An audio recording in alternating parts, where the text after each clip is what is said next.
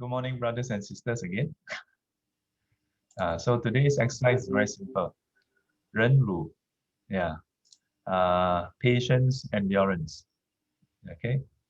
So patience, endurance, um, with respect to our bodily and mental discomfort. When you meet with disagreeable bodily sensation through the eye, ears, nose, tongue, and the body, to bear with it. Unless it is physically harming you, yeah. If it's just a matter of preference, you like this, don't like that, learn to bear with it. So another level is the mental discomfort. Mental discomfort. So just now is physical discomfort through the eyes, ears, nose, tongue, body. Yeah. Physical discomfort is mostly through the senses of our nose, tongue, and body. Yeah. Ears, yes also. Eyes, yes also, but maybe less so. When it's eyes, we can say is very sharp, strong light. Yeah. Ears, very piercing sound. Or when people scratch on the chalkboard, the blackboard. Yeah. But other than that, most of our discomfort through our physical senses is nose, tongue, and body. But mental discomfort can come as a result through eye, ears, nose, tongue, body, and the mind. Yeah, we see something we don't like, we have discomfort. Yeah, we find it disagreeable. We see text messages, we are disagreeable. Yeah, we hear people's voices. Sometimes just the voice we are disagreeable. Sometimes the speech we are disagreeable. Yeah, sometimes the smell. Yeah, we are disagreeable. Yeah, sometimes it's unpleasant smell, we are disagreeable. Sometimes it's pleasant smell, we also find it disagreeable. Yeah, why why must she put on so much? Huh? I think nobody knows she wears Chanel #5, is it? Why must wear so strong? Sifu is that generation still talking about Chanel #5. Nowadays I think nobody wears Chanel #5 anymore. Not that Sifu wear. There's only 2 times in my whole life I tried to use, the cologne thing. 2 times I tried. First time is when I was in NTU. I gave the trade fair, then I buy 1 Fahrenheit, the sampler for guys one. Then I put immediately fall sick. Second time, a friend in NTU in a hall, my birthday, she bought me those spray. I think it Gatsby. I put also fall sick.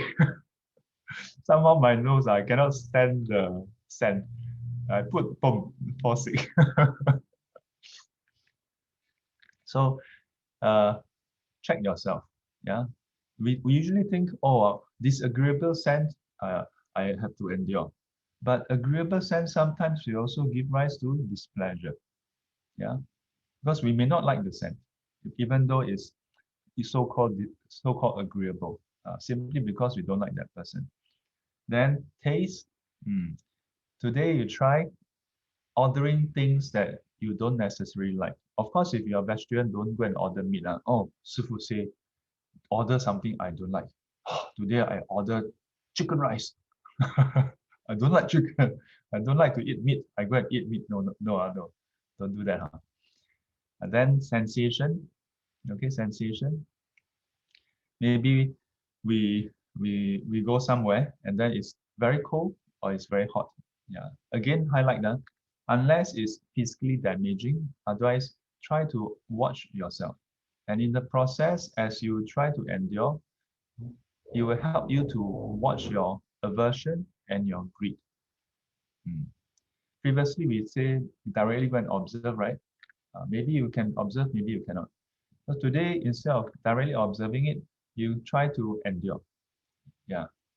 And when you try to endure, you will also observe the arising of your aversion, your dislike of something. Then this will give you a clue of where you can find enlightenment. Yeah, and uh, and of course, then the last part is aversion, mental aversion. Yeah, through the mind. Yeah, your mind thinking about the past, form, sound, smell, taste, touch, body, and mind. Yeah, touch and mental object, and your mind think about future, form, sound, smell, taste, touch, and mental object. Yeah. So all the thoughts that you have about past, future, and present can give rise to aversion, can be disagreeable to you. Yeah. So to learn to endure that. You So this is bodily and mental. Another level, third level, when you encounter all of this, sometimes it's not disagreeable, sometimes it's agreeable, and you have a leaping of your heart, yeah, to have more. Endure that urge, that impulse to have more. Yeah, I endure that impulse to have more. Understand? Okay. So this is today's exercise. Uh, uh, okay, so this is today's. I intended to just give this exercise today. So those who, but Doreen go ask a question today. Yeah. So food, since young, we were taught not to waste food, but there may be some circumstances where we have to throw away the food. Some also shared with me that they felt guilty for throwing away the food, but have no choice as it cannot be eaten or past consumable date. Shifu, how can I tactfully share with them the Buddhist practice of offering the food to benefit sentient beings instead of feeling guilty about throwing away the food? Is there a standard verse to recite while doing this practice? Thank you, Shifu. Well, your question is quite interesting, Doreen. You mentioned that you asked, how can I tactfully share with them the Buddhist practice of sharing the food to benefit sentient beings? So you do know that there is such a practice. Then yet after that you ask me, is there a standard verse to recite while doing this practice? You really know that there's such a practice, right? So what is the practice? So there's such a practice to offering the food to benefit sentient beings. Correct? I mean, from your question, it would appear that you already know that there's such a practice. So, because if they are not No, Buddhist, no. I asked you a question, is whether I understand your question correctly, that you do know that there is such a practice, right? So then, do you know that there's a standard verse to recite? not, not really. Usually I'll just say 供养一些众生 Then, I share with other people, sometimes I may use the word like uh, you can offer to some unseen beings, which I think maybe not so appropriate because I tried that and then people like taken aback. So like how okay, yeah. So thank you for your question. I'm going to take a step back from this question itself to perhaps address uh, a larger theme, which is our approach to looking at practices. Our approach to looking at practices, and then I will address your question. So the first thing is, so there is in Buddhism there's the teachings and then the practices, Dhamma Vinaya, right? Yeah. So the Dhamma itself, the teachings include right view, includes the description of the goal and the path. Yeah, the goal being the Buddha's realization of uh, anicca, dukkha, anatta, emptiness. Yeah, the realization of the Four Noble Truths and how that leads to end of suffering. Yeah, and of course the goal itself, which is end of suffering. Yeah. and the intermediate goal of reducing suffering. And then how to do it. The practices is part of the how to do it. Uh, uh, and of course, in the larger scheme of things, then in the path towards Buddhahood, then there's a practice of compassion. Compassion is one of the supporting arm, yeah, together with wisdom, that enables a person to attain and Buddhahood. Yeah, compassion is like the water that nourishes the roots of Bodhi tree. The roots of Bodhi tree being sentient beings. So this is described in the Attamsaka Sutra, Huayan Jing. So only in that context, yeah, if you look at many of the sutras and also the commentaries, they usually don't go straight into the practices. And in fact, many of the texts go at length on why you should practice. Why you should practice. Like for example, when you look at Lamrim, yeah, uh, the front few chapters are all about your current state and giving you reasons why you should practice. The problem with your current state, the suffering of sentient beings. And after that, then only when you're mentally ready, mentally um, mature to take up this path, then the text, the master go through what you should do. So this is the approach that um, the Buddhas, the Bodhisattvas, the Arahants, the enlightened ones adopt. Yeah. Why? Because you must give them that they must see the reason why they should do something before you tell them to do something. No? Yeah, so we don't tell people to do certain practices until they are convinced about the result. Which is why many parents fail, isn't it? Why you don't study? But they don't see the result. they fail to connect with the result. You study, then next time, oh. But so that is also why parents would sort of use the fright scare tactic, right? I mean, last time, you don't study hard, next time you have to go and sweep the floor, things like that. Yeah, so this is a very crude way, but you can see the same pattern also.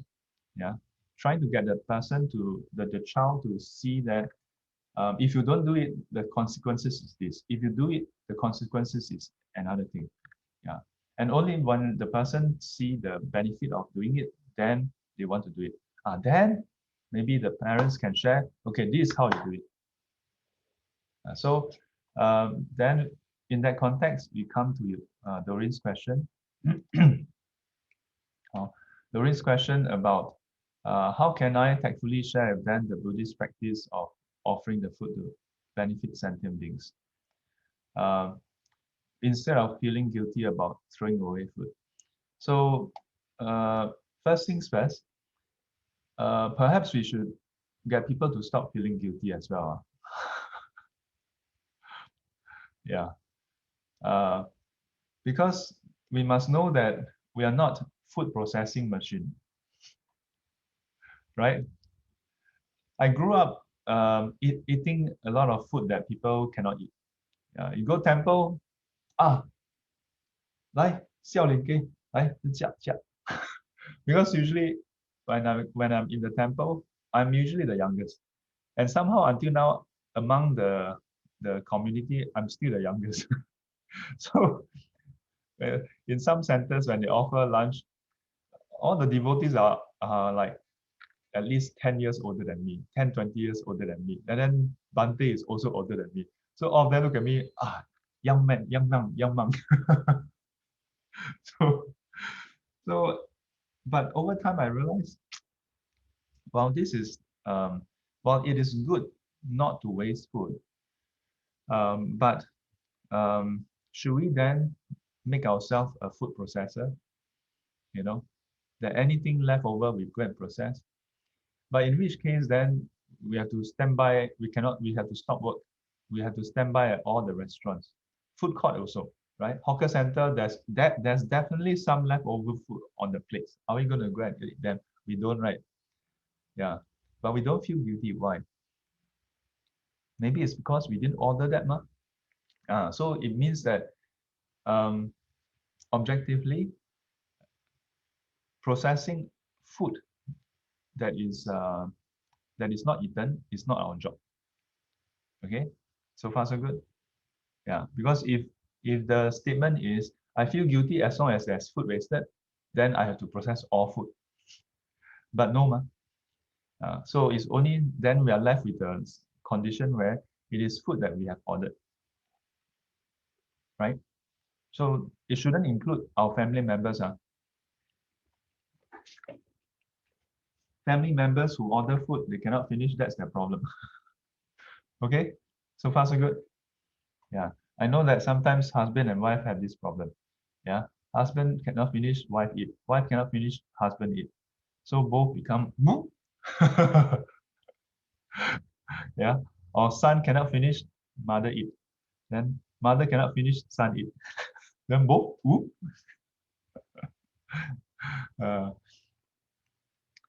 Uh, so yeah, so to break away from that notion that first of all, if we cannot finish the food, it is we don't have to feel guilty if it is other people's food. Then how about our own food? In the Pali Canon, we actually see that the Buddha don't advocate finishing all the food also. The Buddha advocated consuming and finishing whatever is allowable and whatever you need. Yeah. Anything excess, we are not required to finish, Uh, that's why in the Pali Canon, there are verses where the Buddha said, if sentient beings, if beings know the benefit of giving, they would not uh, they would not uh, consume food without sharing. And if they were to and even the discarding of the water, yeah, or of the alms bowl, yeah, or even the scraps, yeah, they would throw away with the thought, may this food be for the welfare and benefit of whatever sentient beings that can consume it. Yeah, because even that, if sentient beings consume, there's merit also. Mm. Oh. But you see, this statement, these verses make sense only to those who have confidence in the Buddha. So you cannot just jump in and try to get people to do what we are doing. Yeah. It's like someone who is not into gym, and then you tell them, hey, must do reps, must do reps. But why do I want to do reps? Do reps is good. They're not interested in doing reps, going to the gym at the first place. Oh, yeah. So to me, there are two things to deal with. How to share with people Buddhist practices. You need to get them to understand the goal first. Yeah. And at the first place, whether they have a positive affinity to Buddhism. Yeah. If they don't even have a positive affinity, that means they don't feel good about Buddhism, or they just feel, mm, yeah, they don't have enough confidence in Buddhism. Uh, Maybe not the time to share yet. Yeah. Oh. Then as for feeling guilty about throwing away food, the best way to overcome that guilt is not to order so much food. Yeah. No point saying, oh, I feel guilty, then starve yourself. Then next time you order so much, then starve yourself. Uh, oh. Okay. Uh, I standard verse. I don't know about other traditions. In the lineage I was ordained in, we don't have a standard verse. Yeah, but you can use what the Buddha um, uh, said in the sutta. Yeah, that when you are throwing away the food, you have this thought. You don't have to recite the verse actually. You just have this thought. May whatever sentient beings can consume this, benefit from this food. Yeah. Even when you throw into the rubbish, yeah, but you don't and then may have whatever, but it's not very sincere. You throw as though you're offering to the Buddha. Yeah, that means you scrap away the food as though you're offering to someone worthy. Don't If you offer in this way, in some texts it actually says that if you offer in this way, the merit is almost equivalent to really offering to a real Buddha. You think about it, you offer to an end, right? And you offer in front of your altar Buddha statue. Does the Buddha statue, when you are not seeing, then he, okay, time to eat. The statue also don't eat, right? So why is that merit? It's because you do it sincerely as though you are really offering to the Buddha. So when you offer to sentient beings, don't offer like, all these ends, eat la, eat la, eat la, don't disturb me. don't offer in that way. I mean, even if you offer in that way, there's still merit, but it's tainted with contempt. The next time when you receive the merits, you also receive it with contempt given to you. My teacher, this is an extension of what my teacher said. He said that some people, when they do dana, they do it very willingly. So when they receive that dana, the thing come easily. They receive the merit to become easily. But some people, when they do charity, they do it unwillingly. They promise to do, then they fail to do. So next time when they are receiving the merit, there's something that is promised to happen, then suddenly it didn't happen. Promise to happen, then suddenly it didn't happen. Or finally they do it, but it take a long time, and then make people go through a lot of loops. Then when they are going to get their merit, they also have to go through a lot of loops. So if your work, I think it may be related to our work. You see, like some people, they just do some work, then they get paid very well. Some people have to do a tea time, then still cannot criticize or what, then they get their pay. So when you want to do this offering, do it very sincerely, very joyfully. Yeah, then you're contributing to their well-being, as though you are offering the sangha, as though you are offering to the Buddha. They are, after all, Buddhas to be, right? Okay. Have a what? Oh. Have a patient giving day ahead. Amitabha. And in case if you are wondering, patience is after the precepts in the sixth paramita. So 布施、持戒、忍辱 not random. Okay, bye bye.